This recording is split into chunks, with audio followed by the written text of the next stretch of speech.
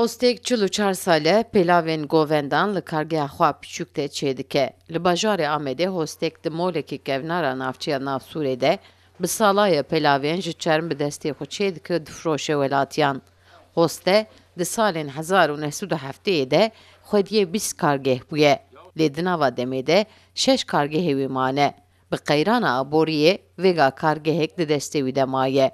Di vê kargehê de jî pelavên tîmên govendên Amedê çêdike. Hoste amaje pê dike ku pelavên govendan kevne şopiyeke.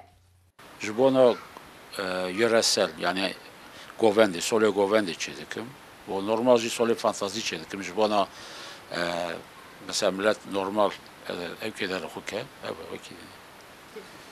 Evet. Çerm. Sade çerm. Hostê heywanı. Ji ber wî jûya çêde. Özellikle wî evkê Diyarbekir'ye yani ji bav û kala da maye. Ama beje 100 sal, 200 sal, 300 sal ise ev sol têlê xwe kirin li vê de re. Ev pêlav daha doğrusu.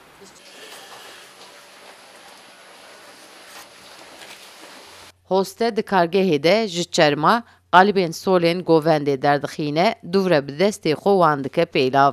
Li ser sîparîşan pêlavan çêdike û didure. Pêlavên ku çêdikin bi taybetin. Hoste dibêje pêlav çêkirin karekî bi dest û çawa ye. Ji ber wî jî bi zehmet e. Lê karkirina wî jî gelekî kêm e. Çêkirina pir zehmet e. Em nikane heqîq bistînin. Tabii ki fiyetek yani em dixwazin û emeka em didin pir farklı ye. Pir fark têde heye.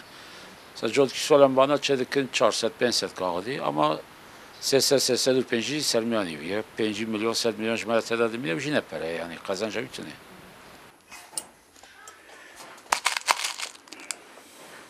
Hosteyên pêlavên taybet dibêjin ji ber zehmetiya kar û ji ber bêhînkirina zanqan pişka reş a hosteyan di nava demê de top davêjin.